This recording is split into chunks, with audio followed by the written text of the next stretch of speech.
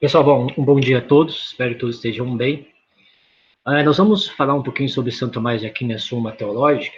Primeiro, já informando que não vamos trabalhar nenhum assunto específico da Suma. Isso quem vai fazer com vocês é o Giovanni.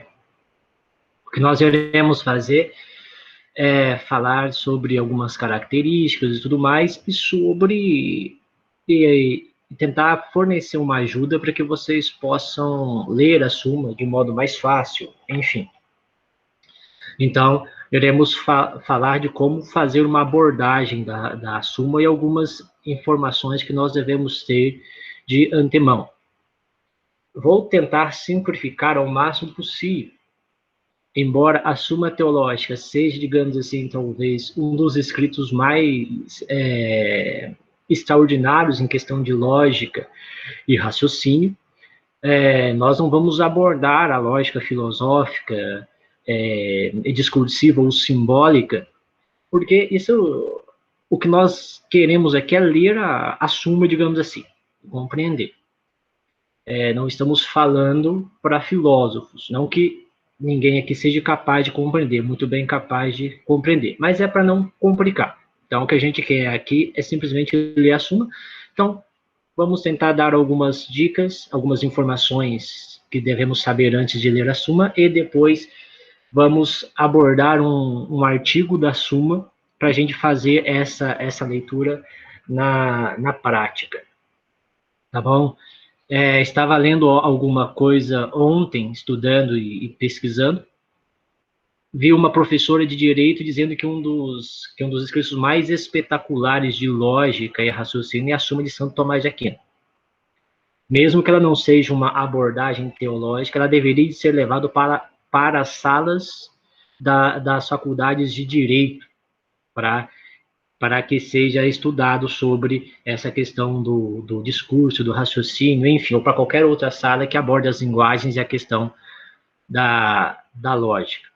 Pode ser que na sala também existam alguns que já leram a Suma, e talvez nós estejamos chovendo no molhado, mas quanto a isso, paciência, né? Estamos considerando que todos nós teremos um primeiro contato e daremos alguns conselhos sobre isso. Então, vamos lá. Deixa eu só tentar passar o slide. Algumas informações sobre Santo Tomás de Aquino. Santo Tomás de Aquino nasceu em 1225. Ele era de uma família nobre e influente. Começou a estudar em Nápoles as artes liberais e depois resolveu seguir a vida, a vocação religiosa, entrando para a ordem dos dominicanos, ou a ordem dos pregadores. Depois, em 1245, ele conhece na Alemanha Santo Alberto Magno, que vai ser, digamos assim, aquele que vai colocar ele em contato com a filosofia de Aristóteles, e que vai também iniciar ele no caminho da teologia. E aí ele vai seguir sozinho, digamos assim. Em 1274, ele é convocado pelo Papa Gregório X, viaja para participar do Concílio de Lyon, adoece e morre no caminho. Nesse momento, a Suma está incompleta. A Suma é a sua última obra, ela está incompleta. Ele escreve as 3 primeiras partes, né? Ficando uma parte a ser escrita, que são os suplementos, que foi escrita pelo Frei Reginaldo, que era um companheiro aí de Santo Tomás, né? Não vamos ficar muito também na biografia dele, não. Essa tela que vocês estão vendo aí, essa imagem, ela é uma coleção da Suma de 1575. Então, isso é bem antigo, uma raridade que nós geralmente não encontramos no Amazon ou em qualquer outra editora. Uma coisa bem densa, né? Então, vamos à Suma, o que alguns disseram a respeito da Suma. Frei Frettel disse que a Suma é um reservatório onde o fluxo da tradição se despejou por um instante antes de retornar o seu curso pelos tempos. Sagrada Escritura, pregação apostólica, apologistas cristãos, padres da igreja, conselhos teólogos, São Tomás resume tudo. E que resume? E tanto que Suma é, de fato, uma questão de resumo, né? Ele pega toda o que foi escrito, não tudo que foi escrito, mas aquilo que ele considera a parte mais importante, a parte onde o pensamento cristão, o filosófico cristão mais condensado, digamos assim, mais sistematizado, pega esse conteúdo e compila e resume esse conteúdo em uma obra só. Veremos mais adiante que não é todo o período antes dele que ele aborda os pensadores. Há um período em que ele privilegia mais e há outros que ele deixa mais de lado, pegando um ou outro pensador. Mas, enfim, a Suma é um dos principais escritos da tradição cristã. O Papa Leão XIII, na Aeterni Patris, diz o seguinte: os ensinamentos dos padres jaziam por todos os lados, como membros esparsos de um grande corpo. São Tomás reuniu-os, fortificou-os uns com os outros, classificou-os numa ordem admirável e, por fim, desenvolveu-os tão bem que a sua obra permanece para a Igreja Católica verdadeiramente única, tanto na força de tutela como em beleza. Aí o que o Papa Leão XIII está dizendo é que até Santo Tomás de Aquino, embora nós tenhamos reflexões por parte dos padres da igreja, teólogos, enfim, os pensadores cristãos, pensado quase todas as dimensões dos dogmas e questões cristãs, do pensamento cristão, isso não estava colocado em um lugar só. Então, Santo Tomás de Aquino ele vai pegar esses assuntos, vai colocar na Suma, e além do mais, ele vai colocar de modo ordenado. Então, Santo Tomás de Aquino não coloca os assuntos conforme ele vai lembrando, mas a Suma, ela é do seu começo para o seu fim, ela está ordenada. Então, podemos dizer que a leitura da Suma, isso parece ser uma redundância, uma contradição, a leitura da Suma começa pelo começo e vai embora. Porque para que vá se entendendo assunto a assunto, se precisa ir de artigo em artigo.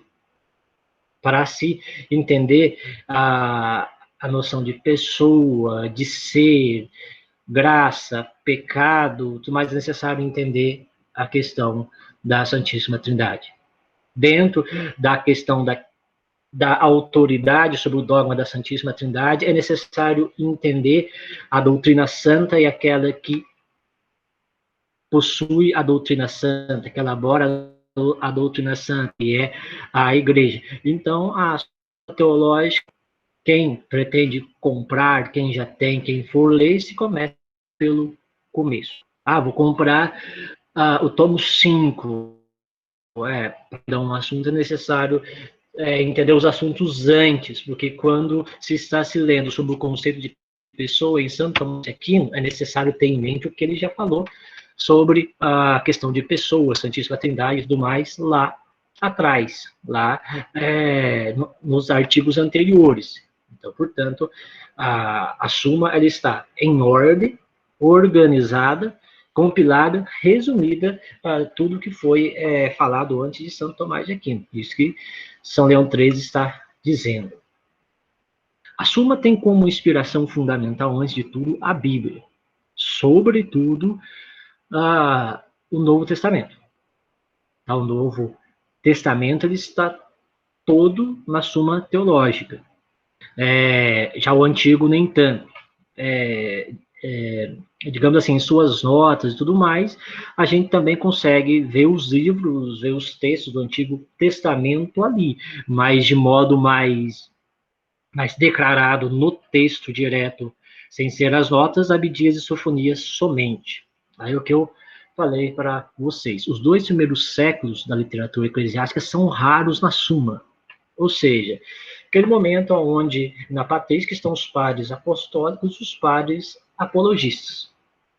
Segundo alguns, é porque foram escritos em gregos, e esta produção era menos conhecida na Idade Média, porque, embora estejam produzidos em gregos no século I e II da era cristã, de nossa era, o latim já estava corrente, né? O latim já era língua predominante, porque os romanos já estavam, porque o Império Romano já estava espalhado pela maior parte do mundo conhecido, e o latim já estava em expansão. Numerosas obras da época perdidas no tempo vieram à luz,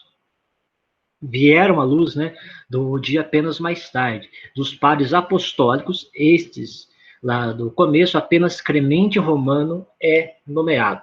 E alguns apócrifos também, que Santo Tomás de Aquino, aquilo que o Giovanni já comentou, ele faz usos de autores pagãos, de autores que não são religiosos também.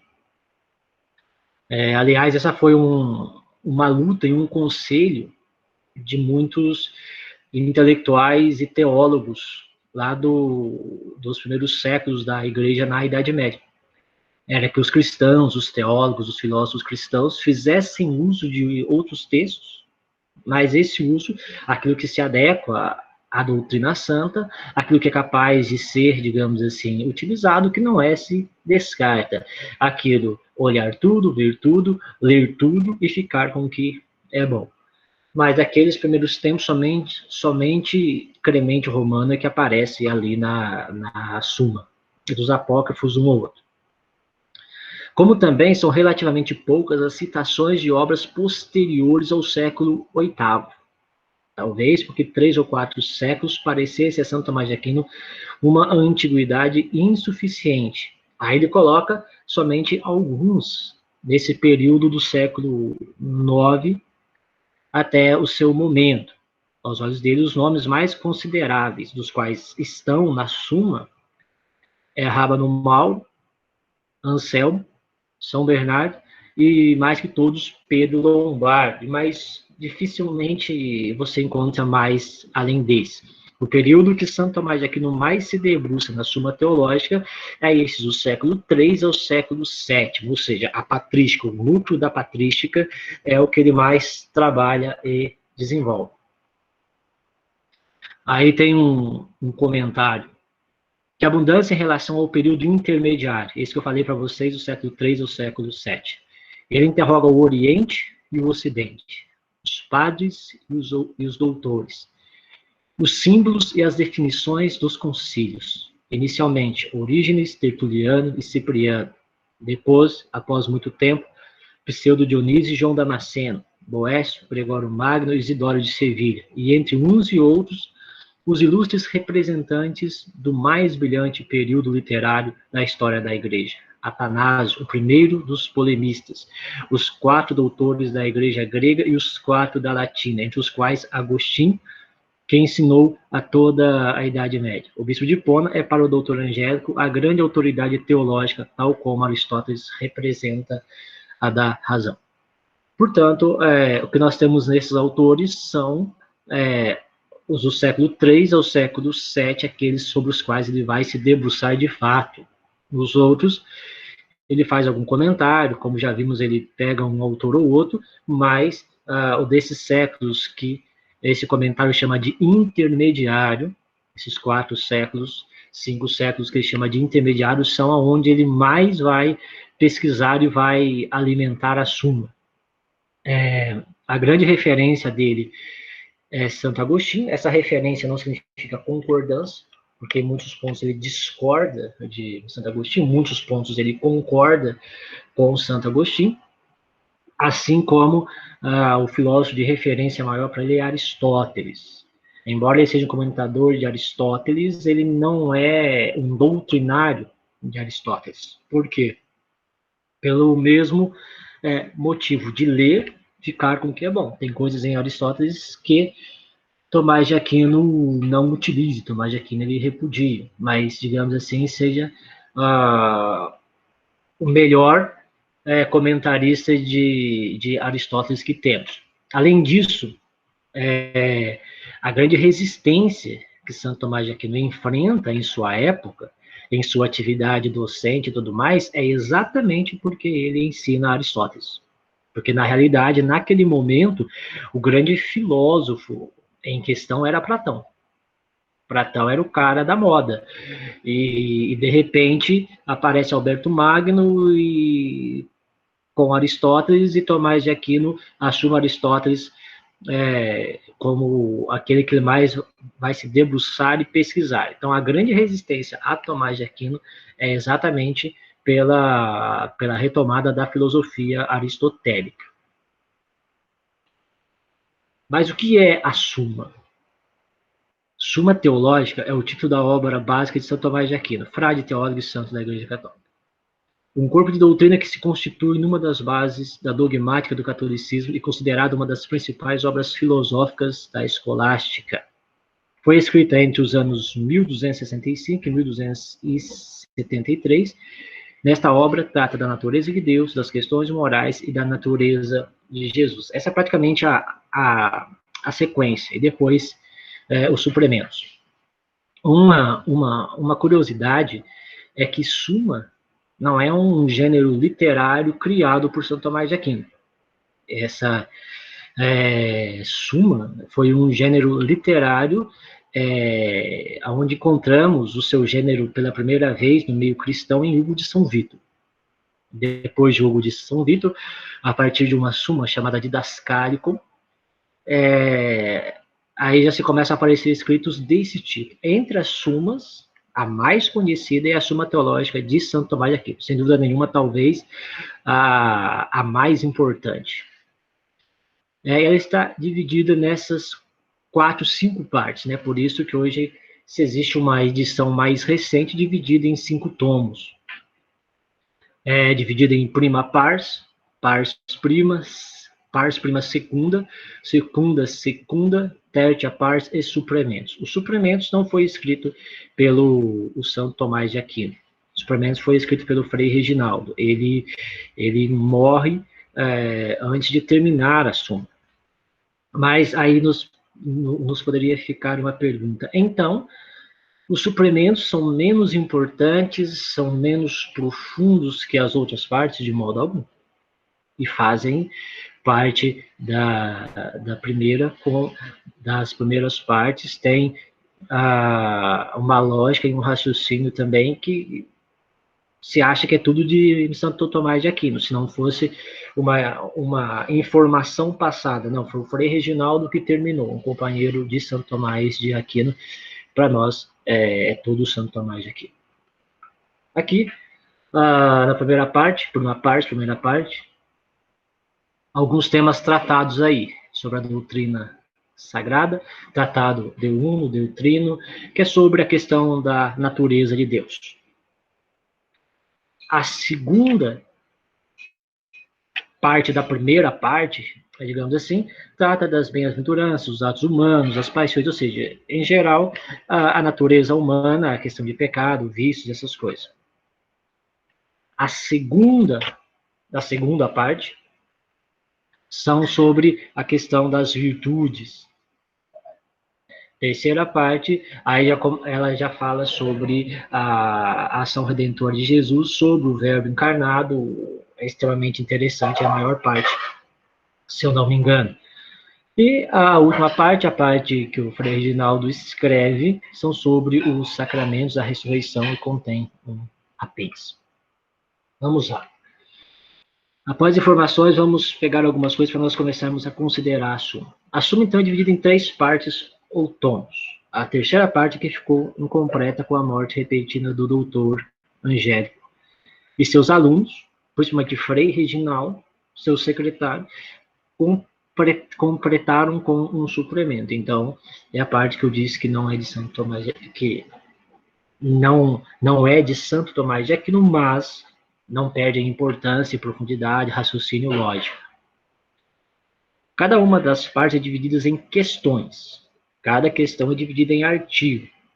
E na Suma ela é citada dessa maneira. Exemplo, a primeira parte, a parte 1, questão 20, artigo 4, né, como vocês veem aí. Então, é assim que a gente lê nas citações, tá?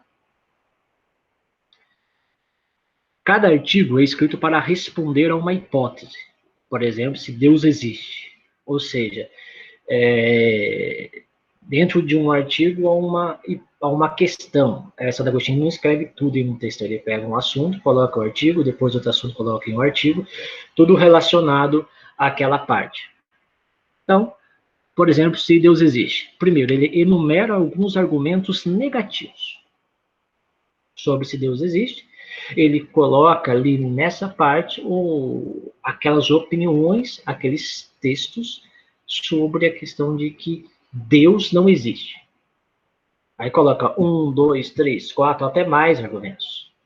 Então, e ele utiliza esses argumentos do Deus não existe, né, no artigo sobre se Deus existe, de autores que, digamos assim, estão em alta. Ele vai confrontar, e esse é o legal de Santo Tomás de Aquino, e que nós precisamos nos preparar, racionalizar, para que nós também começamos a fazer isso. Santo Tomás de Aquino, ele enfrenta as principais questões da fé a partir dos principais autores contrários da época, ou seja, era assunto em alta.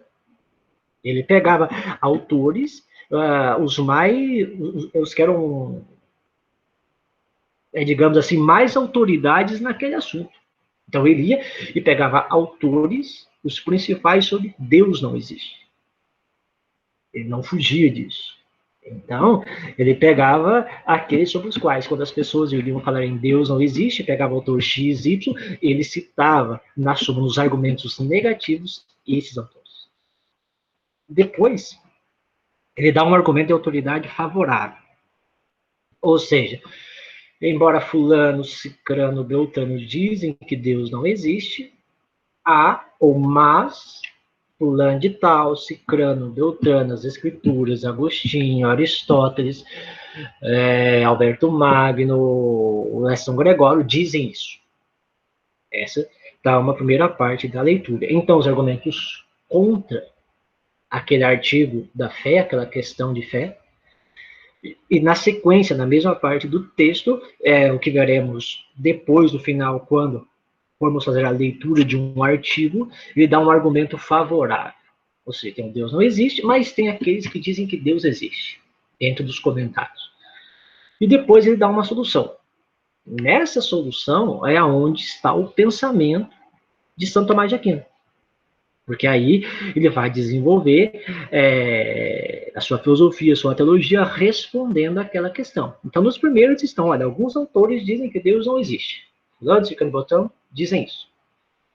Tem aqueles autores que dizem que Deus existe, certo? E depois ele diz, tá, Deus existe por isso, isso, isso, isso, porque aí vai se desenvolvendo. Depois, após ele dar a solução, então vocês veem que está composta de partes. E nós precisamos ter isso claro na leitura, tá? Então, primeiro, argumentos negativos. Segundo, esses argumentos negativos estão enumerados, sempre numerados. Depois vai ter um argumento favorável, sempre de autoridades, de autores, sejam eles cristãos ou filósofos, a própria Sagrada Escritura, os concílios. Depois ele dá uma solução, e numa parte final ele responde argumento a argumento contrário. Suponhamos que nessa questão do Deus existe, como aqui está na nossa tela, Deus não existe, pois em um argumento, dois argumentos, três argumentos. Ele responde argumento 1, responde argumento 2 e responde argumento 3. Muito lógico, raciocinado, organizado. Poderia surgir uma pergunta, por que ele escreve assim? Às vezes é meio chato de ler. Sim. Ele escreve assim porque escolástico, ou seja, todo o conteúdo que é produzido nesse período sai de dentro das salas de aula, sai de dentro das universidades. É conteúdo de escola, digamos assim. É um plano de aula de um professor. É o resultado de um debate de alunos, enfim. Ele é bem organizado, por quê? Porque é um conteúdo para ser exposto. É o conteúdo resultado, ou que resultaria numa exposição de conteúdo. Por isso que ele é bem organizado. E se nós prestarmos atenção, fizermos uma leitura com calma, ele é didaticamente organizado. A Suma inteira é didaticamente organizada. Então, é escrito assim por conta de ser um conteúdo que deveria ser exposto. Algumas dicas. A dica para ler a Súmula para nós que não estamos acostumados ao estilo, esse aqui é uma dica que eu estava lendo um artigo de um padre que dá aula sobre Santo Tomás de Aquino e falava isso, é ler primeiro a solução. Se quiser ler as respostas, as objeções, se ficar meio perdido sobre a objeção e que está respondendo, basta ler a objeção enumerada no começo do artigo. Isso aqui, eu não uso muito essa dica aqui, para quem quiser. Ler primeiro a solução que ele dá, a resposta que ele dá, depois ler o que é contra as questões dele, o que difere daquilo lá. Talvez um grande conselho para a leitura de Santo Tomás de Aquino, da Suma Teológica, é sem pressa.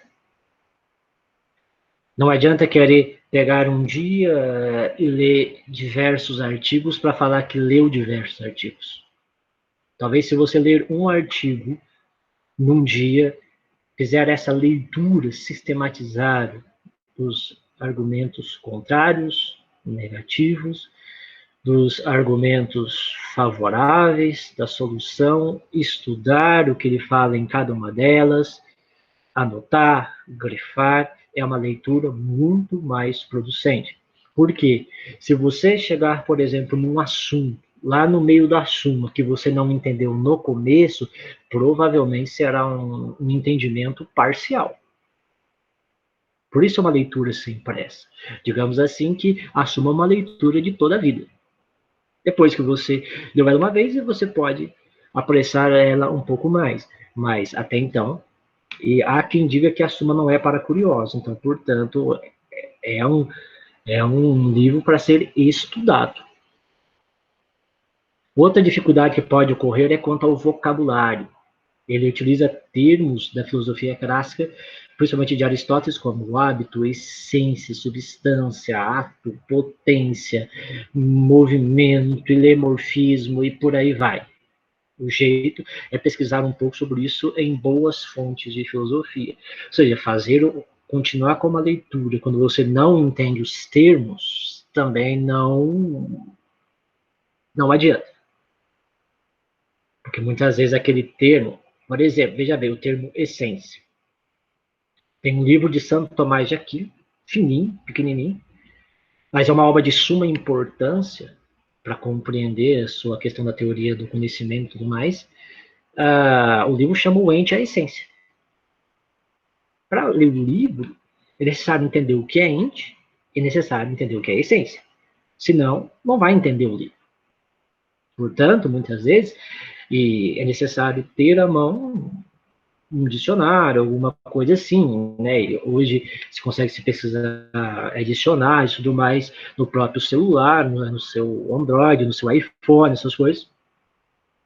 Então é bom ter isso à mão. Quando encontrar algum termo na leitura, que é um termo filosófico, é um termo teológico, principalmente daquela época, de língua latina, é bom pesquisar antes de continuar.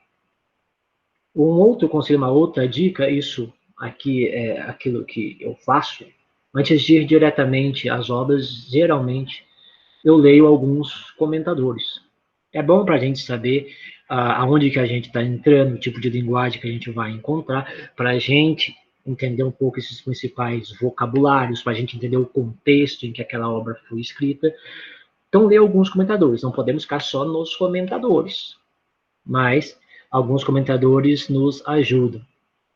Tem um livro, um estudo de um grande tomista, de sobrenome Gardeio, ele é um padre, um sacerdote francês, se eu não me engano.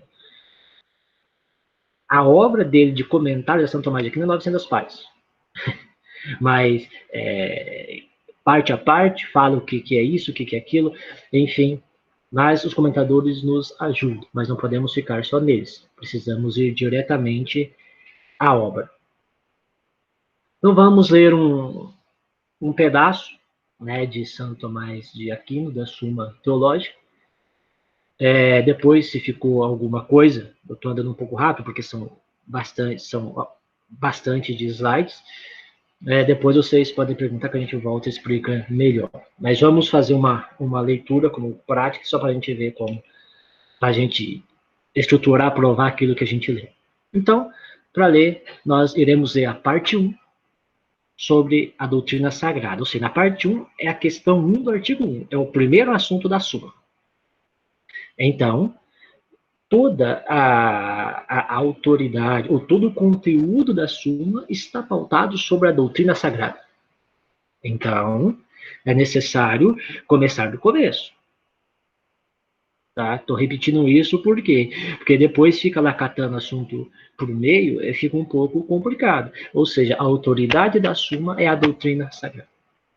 Aí vamos ver o que ele fala sobre doutrina sagrada, o que é doutrina sagrada e por que ela é importante. A questão do que é e do que abrange a doutrina sagrada. Assim, então, o que é a doutrina sagrada e para que ela serve? O artigo 1. Ou seja, dentro sobre a doutrina, ela está dividida ela tem questões. A questão 1 tem 10 artigos. Tá? Então, a parte 1 está dividida em assuntos, em questões. A primeira questão é sobre o que é e qual a abrangência da doutrina sagrada, e está dividida em 10 artigos para responder a essa questão. A primeira questão, a questão 1, é se além das ciências filosóficas é necessária outra doutrina, porque para alguns a filosofia era suficiente para resolver os problemas com relação ao conhecimento, as questões da vida, as questões do ser, enfim, a filosofia era tudo.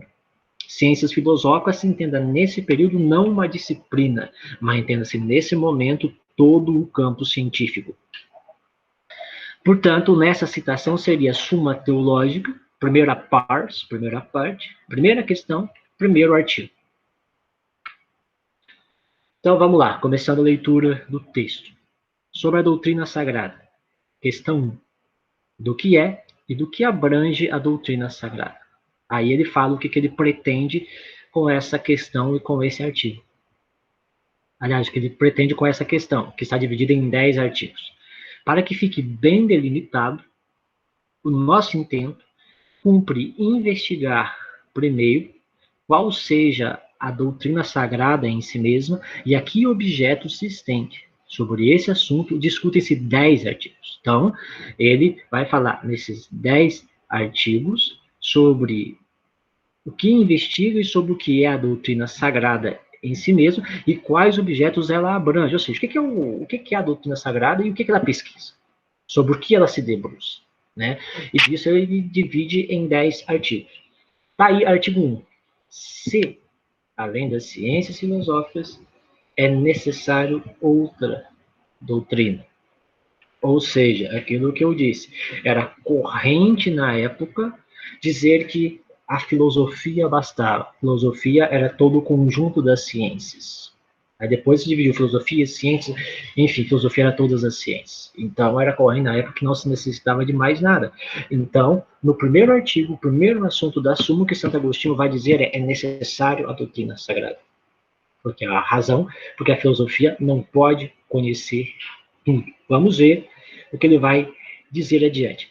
Aí na sequência, embaixo do artigo 1, entre parênteses, estão as fontes ou ainda outros lugares de escritos de Santo Tomás de Aquino que nós encontramos esse assunto.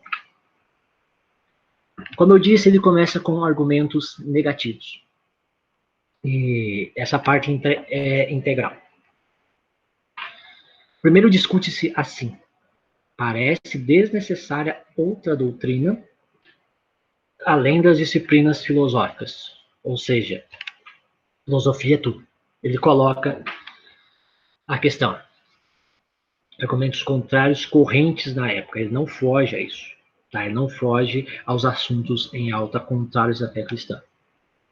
Pois não se deve esforçar o homem por alcançar objetos que ultrapassem a razão. Cita Eclesiásticos 3:22. Ou seja, as pessoas utilizavam da Bíblia para dizer que não era necessária a fé. A razão era suficiente. Não procure saber coisas mais dificultosas do que as que cabem na tua capacidade. Esse era o argumento que as pessoas usavam. Ora, o que é da alçada racional ensina-se com suficiência nas disciplinas filosóficas.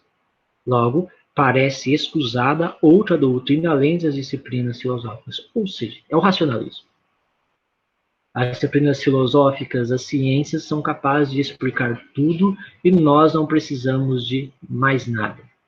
Nós não precisamos de teologia, nós não precisamos de assuntos de fé, de religião. A religião fica algo no campo subjetivo, porque para a explicação das coisas da vida, as disciplinas filosóficas, a ciência em geral, é suficiente. Isso basta. E como isso se usa, se pauta no próprio Eclesiastes. Não é necessário saber coisa mais dificultosa do que as que cabem na tua capacidade. Primeiro argumento. Então, primeiro argumento, filosofia basta. Questão racionalista. Segundo ponto, argumento negativo. Ademais, não há doutrina senão do ser, pois nada se sabe senão o verdadeiro, que no ser se converte. Ora, de todas as partes do ser trata a filosofia, inclusive de Deus. Por onde um ramo filosófico se chama filosofia ou ciência divina, como está no filósofo, logo, não é preciso que haja outra doutrina além das filosóficas. Veja bem, quando ele fala que um filósofo falou sobre que a teologia é um ramo da filosofia, ele está falando dos filósofos helenistas. Pode-se incluir também Platão. Porque eles diziam que a teologia era um ramo dentro da filosofia. A filosofia ia investigando, investigava muitas coisas. Uma das questões principais da filosofia era o ser ou não ser. Tá? E nessa questão do ser ou não ser, vinha uma matéria dentro da filosofia chamada teologia. Então ele fala que não é necessário outra coisa além das doutrinas filosóficas, porque dentro das doutrinas filosóficas já tem teologia. Então a teologia está em subordinado à filosofia. Certo? Que, por exemplo, Platão usa a teologia, ele que é o primeiro a utilizar esse termo, como uma ciência hermenêutica dentro da filosofia. Tá? Então, nós temos esses dois argumentos negativos. A filosofia ela é suficiente, porque ela responde tudo, e não é necessário ter uma teologia separada da filosofia, porque a filosofia já tem uma disciplina chamada teologia. Argumento de autoridade favorável. Acrescentar os contrários, esse é o favorável. Mas, em contrário, a Escritura, segundo Timóteo 3,16. Toda a Escritura divinamente inspirada é útil para ensinar, para repreender, para corrigir, para instruir na justiça. Porém, está dentro dos comentários. Faz comentários negativos ou comentários favoráveis, positivos. Porém, a Escritura divinamente revelada não pertence às disciplinas filosóficas. Então, a Bíblia não é filosofia. Primeira coisa que ele está dizendo. Adquiridas pela razão humana. Não foi a razão humana que escreveu as Sagradas Escrituras. Ele vai depois falar um pouco mais adiante de que quem inspirou as Sagradas Escrituras é o Espírito Santo. É revelação. É questão de fé. Adquiridas pela razão humana, por onde é útil haver outra ciência, ou seja, então deve haver uma ciência divinamente revelada, além das filosóficas. Então, ele cita que ao mesmo tempo que existem aqueles que dizem, biblicamente, no Antigo Testamento, que não é necessário a teologia, não é necessário a questão da fé, aqui ele usa um texto de 2 Timóteo, do Novo Testamento, que é necessário haver outra ciência no sentido de ser uma ciência da revelação, de ser uma questão de fé. Uma coisa, antes de seguir aqui, é necessário a gente entender. Teologia e filosofia têm, nesse momento, e até aproximadamente século XV e XVI, significados diferentes do que tem hoje. Então, quando eles falam ciência, disciplinas filosóficas e tudo mais, primeiro, a filosofia eram as ciências em geral. né? Hoje nós temos as ciências especializadas, pedagogia, antropologia, história, a filosofia faz parte, sociologia, enfim, cada qual tem o seu ramo, o seu objeto, e elas se encontram, digamos assim, na chamada interdisciplinariedade, mas não se misturam, cada um é um. Nesse período aqui, tudo era filosofia, né? E a teologia estava no campo da contemplação, estava no campo da escuta, estava no campo da reflexão sobre a revelação. Diferente de hoje, que ela é uma ciência onde você manipula o objeto. Digamos assim, hoje, enquanto, por exemplo, a primeira tarefa de um teólogo seja ler livros, a primeira tarefa de um teólogo no período de Santo Tomás de Aquino para trás era rezar, era contemplar, era se retirar. Daí tem aquele dito que certa vez dois santos se encontraram, se não me engano, um deles era São Boaventura, e o outro santo perguntou para ele: qual é a tua biblioteca? E São Boaventura, ele descobre o crucifixo e diz: essa é a minha biblioteca. O outro santo respondeu: é igual a minha. Isso é a teologia. Tá? Então, é diferente de ser essa teologia que nós temos hoje, que é uma ciência especializada como qualquer outra. Nesse sentido, então, faz todo o sentido de eles quererem, digamos assim, por parte de alguns, faz todo o sentido, entre aspas, eles querem que a filosofia fosse separada e a teologia fosse outro inseparável. Porque a filosofia era toda a ciência, inclusive ela tinha um ramo dentro dela, que era a teologia, e isso resolvia toda a questão dos conhecimentos humanos. E tem esses argumentos favoráveis que diziam que era necessário a teologia, ou seja, é necessário você contemplar, é necessário você rezar, é necessário você discutir, é necessário você estar disponível à revelação, é necessário se debruçar sobre a revelação. Outra ciência. Então, estava nessa discussão. Não é necessário mais uma, porque a filosofia abarca todas, ou seja, a filosofia é todas. Então, sendo a filosofia todas, a teologia ela iria só disputar espaço. Qual a solução que Santo Tomás de Aquino dá? Aqui temos em 2 parágrafos, conforme lá na Súmula. Para a salvação do homem, é necessária uma doutrina conforme a revelação divina, além das filosóficas, pesquisadas pela razão humana. Porque, primeiramente, o homem é por Deus ordenado a um fim que lhe excede a compreensão racional, segundo a Escritura. O olho não viu, exceto tu, ó Deus, o que tens preparado para os que te esperam. Ora, o fim deve ser devidamente conhecido pelos homens, que para ele tem de ordenar as intenções e atos, de sorte que para a salvação do homem foi preciso, por divina revelação, tornarem-se-lhe conhecidas certas verdades superiores à razão. Primeira coisa, para a salvação do homem é necessária a doutrina revelada, a revelação divina. Ele não nega as disciplinas filosóficas, ele não nega as pesquisas da razão humana, mas ele diz, ela não é suficiente para mostrar ao homem o seu fim definitivo. Ela não é suficiente para mostrar ao homem onde ele se realiza de modo pleno, de modo perfeito, porque o homem é por Deus ordenado a um fim que lhe excede a compreensão racional. Veja bem, ela inclui a compreensão racional, mas vai além. Por quê?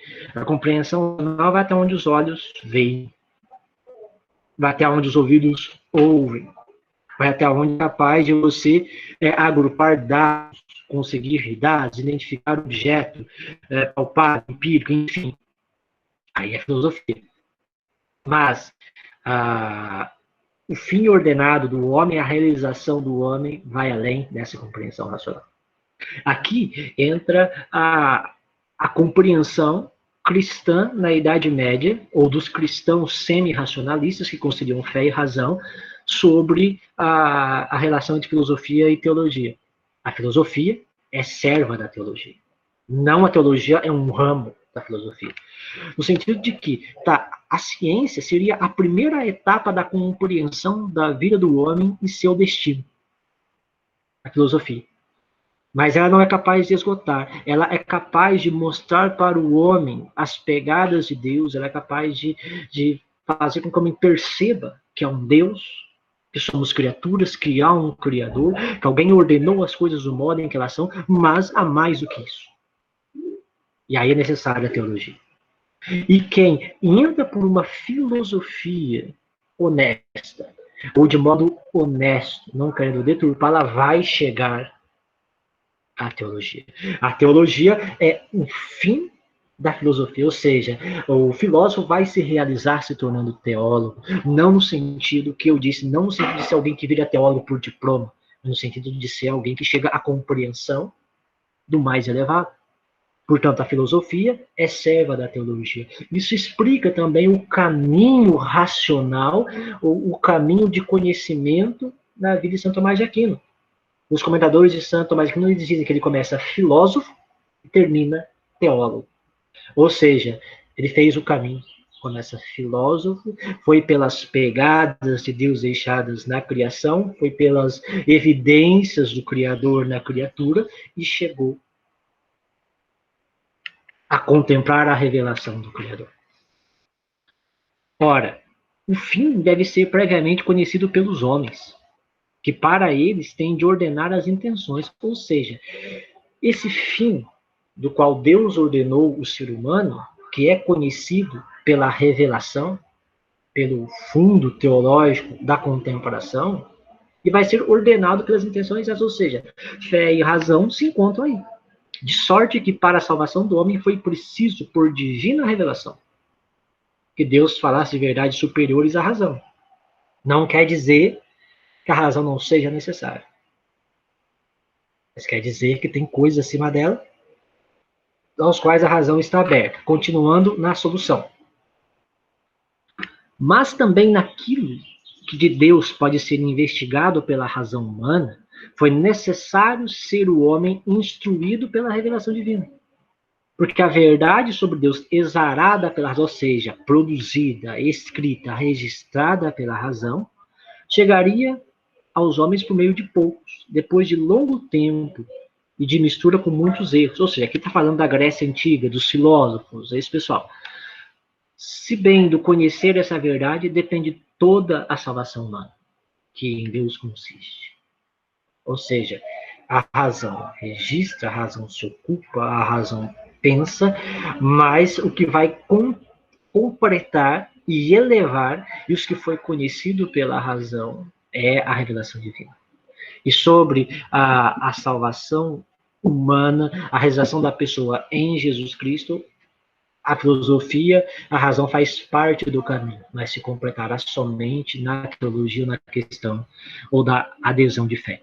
Logo, para que mais conveniente e segura adviesse aos homens a salvação, cumpria fossem, por divina revelação, ensinados nas coisas divinas, onde foi necessário uma doutrina sagrada e revelada além das filosóficas, racionalmente adquiridas. Veja bem, eu disse que São Tomás de Aquino, aliás, muito antes do que eu, muito mais autoridade do que eu, disse que alguns, na antiguidade, diziam, na época dele, diziam que a teologia era um ramo dentro da filosofia. De quem que ele está falando? Platão, Aristóteles e os filósofos helenistas. E aqui ele está, digamos assim, combatendo até mesmo Aristóteles. O que isso quer dizer? Para Platão, a teologia é hermenêutica. A teologia é um ramo dentro da filosofia que se ocupa dos textos dedicados aos deuses. Ela faz uma leitura desses textos dentro da realidade que os homens vivem naquele momento. Uma questão hermenêutica e exegética. Para Aristóteles, a teologia é conhecer Deus tal como ele é. Mas sabemos que o Deus aristotélico é empírico, é material. Então, digamos assim, também é por especulação filosófica das ciências que se chega a conhecer esse primeiro o motor imóvel, que é evidente, a razão.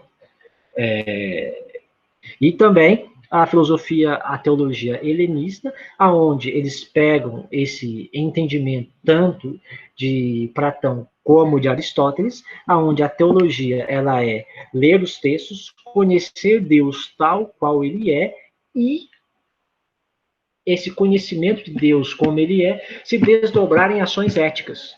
E a teologia cristã vai beber exatamente no período helenístico, não em Platão, não em Aristóteles, mas exatamente no período helenístico, aonde a teologia é conhecer a Deus e modelar a sua vida e performar a sua vida conforme este conhecimento. Foi cristianizado e foi elevado. Onde teologia não mais inserido dentro da filosofia, mas a teologia acima da filosofia, ela é o quê? Ela é a contemplação, ela é o conhecimento de Deus, ela é o conhecimento da pessoa de Jesus e o seu discipulado e a transformação da vida conforme a pessoa de Deus revelada em Jesus Cristo. E a filosofia tem por fim chegar à teologia. Para a gente ir para a última parte do artigo 1, ele vai responder cada argumento contrário e vai dedicar uma resposta a cada argumento contrário. Então, a pergunta 1 que nós já colocamos ao argumento contrário 1, que nós já lemos, de Eclesiastes 3:22, não procure saber coisas mais dificultosas do que as que cabem na tua capacidade, ou seja, a razão é suficiente, não precisamos de outra doutrina. Ele responde, onde a resposta à primeira objeção. Embora se não possa inquirir pela razão o que sobrepuja a ciência humana, pode-se, entretanto, recebê-lo por fé divinamente revelada. Por isso, no lugar citado de Eclesiastes 3:22, há uma sequência. Ele fala, por isso, no lugar citado, Eclesiastes 3:25, se acrescenta, muitas coisas que têm sido patenteadas que excedem o entendimento humano. Ou seja, nós devemos ocupar das coisas da razão, mas tem coisas acima da razão que nos são dadas. E nisso consiste a sagrada doutrina. Ou seja, nós precisamos da sagrada doutrina. Nós precisamos da revelação. O conhecimento racional não basta. Ajuda, orienta. Ele nos leva até a porta da teologia, até a porta da contemplação. Mas para a contemplação é necessário a revelação. E para o argumento 2, que nós já lemos, e que não há doutrina senão do ser, pois nada se sabe senão o verdadeiro, que no ser se converte, ou seja, não é preciso teologia, porque a teologia já está dentro da filosofia. Ele fala o seguinte, o meio de conhecer diverso induz a diversidade das ciências. Assim, o astrônomo e o físico demonstram a mesma conclusão. Por exemplo, que a Terra é redonda, se bem o astrônomo, por meio matemático abstrato da matéria, e o físico considerando a mesma.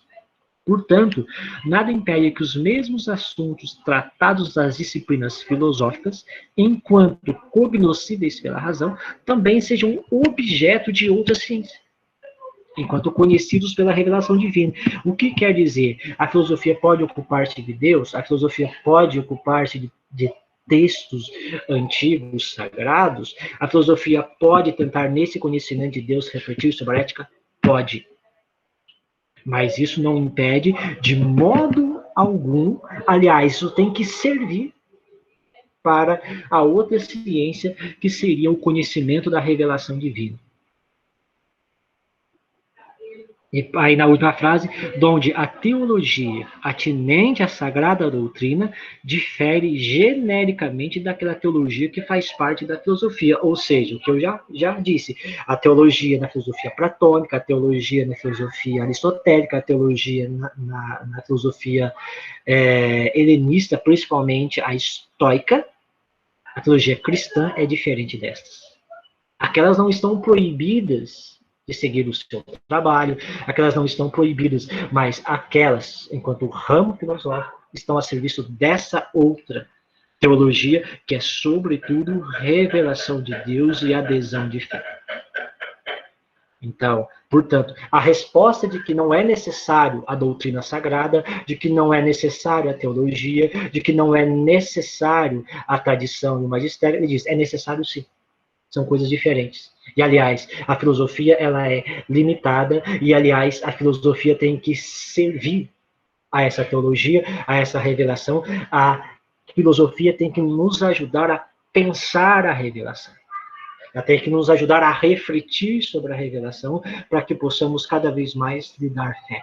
Portanto, a filosofia serve à teologia, a teologia não é um ramo da filosofia.